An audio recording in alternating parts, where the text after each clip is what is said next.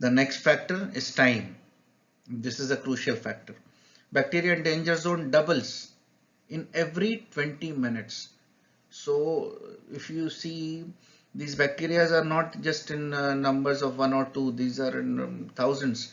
So when you give a chance of, give a time of 20 minutes, they double. For example, let's say there are 100 bacteria in one particular food. After 20 minutes, it will become 200. Then as the time moves on, it will convert to million, billions. So after once the food is contaminated and person goes and have that food, he is consuming those millions of bacteria, which will lead to food poisoning definitely. Giving more time for food outside will lead to millions of bacteria. Consume food immediately after preparation. So it is rightly said that have hot food. Okay, so food must not be cooked and kept for longer period outside. First, food must be prepared and served to the guest immediately without any delays. Next factor for controlling bacteria is right type of food. Harmful bacteria do not grow in food with high concentration of sugar, vinegar, oil and salt. So we need to keep in mind this thing, that bacteria will not grow where there's a high concentration of sugar, vinegar, oil and salt. Okay, so something if you see pickle, if you see something which is cured with salt, okay, or some fruits which are soaked in sugar syrup, so these food will not uh, uh, allow any bacteria to grow. Okay, so these are very safe food and can be stored for a very long period. But other food items are at high risk if not consumed or stored immediately or timely. So we have to make sure in this that other than these food which are having high concentration of sugar, vinegar, oil and salt, all other food are at high risk. So these food items must be consumed immediately or stored timely. Timely, when I say, means it should not be kept in danger zone for more than 90 minutes. Few prevention tips for controlling bacteria. Its growth can be stopped by holding the food above 63 degrees Celsius or below 4 degrees Celsius. Okay, what is this temperature zone? This is a danger zone, 4 degrees Celsius to 63 degrees Celsius. So what we need to do is keep our food item either above 63 degrees Celsius or below 4 degrees Celsius. Not allowing food to remain in danger zone for more than 90 minutes. Don't keep any food items in danger zone for more than 90 minutes or 1.5 hours. Ensuring thorough cleaning of areas that come in contact with food like work table, chopping board, equipment, etc. So any food item or work area which is used for handling food must be cleaned thoroughly, continuously, so that there is no chance for the bacteria to grow. Ensuring proper hygiene of food handlers like clean and sanitize hand, short nail, personal hygiene. So a personal hygiene of the person who is handling food, who is cooking food, who is serving food, or who is dealing with any kind of food item must maintain his personal hygiene. Okay, his hands must be washed. He must wash his hand every hour. He must not have long nails, because long nails is a place for them. It's a house for bacteria. Okay, they live there. So you should cut your nails. You should have short hairs. Uh, your nose must be clean. Ear must be clean. You must always take a shower every day. So all these things comes under personal hygiene, and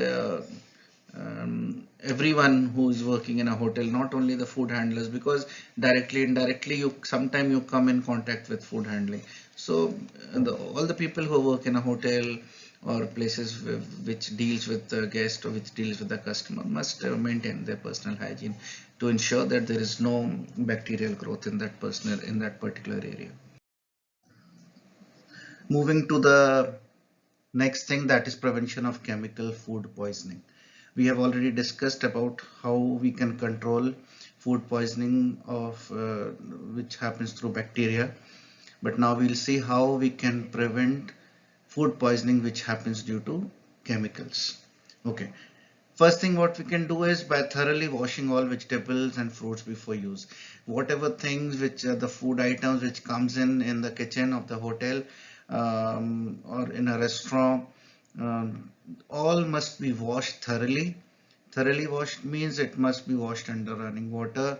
It can also be washed with a little bit lukewarm water and salted water, so that there are no pesticides. It can be cleaned again and again, 2-3 times you can wash the vegetables, so that there's no chemical left, no pesticides left on those vegetables, on those fruits. Like fruits are sometimes the wax is applied on the fruits. So when you wash this properly, thoroughly, all these things are removed and the food becomes safe. Next thing is procuring raw material from reliable source. This is very important. A person must know, or the organization must know from where you are purchasing or getting your food items.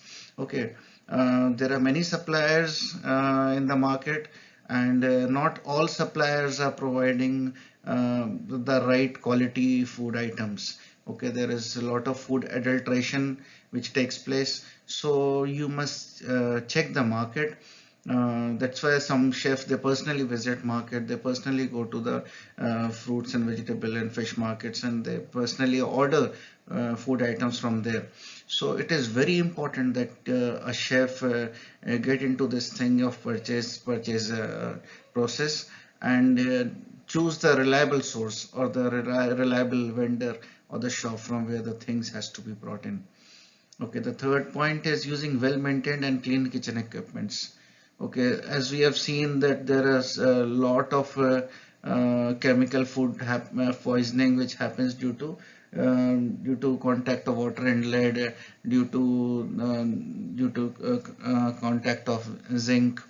So when these chemical comes in contact with different kind of food, it leads to food poisoning. So we have to make sure that we use the right equipment for the right food items.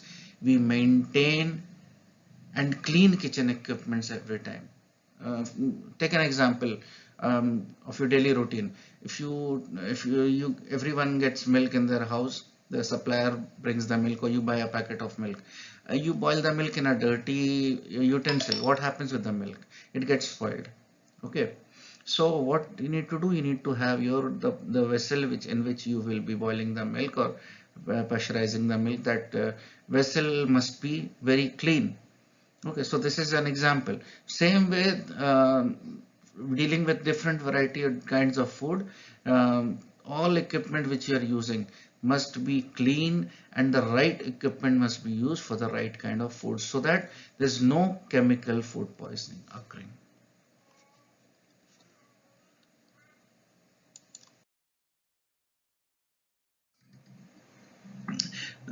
So this was the topic which we have discussed till now, and there's another part which we'll be discussing in the next PowerPoint. Okay, thank you so much. Have a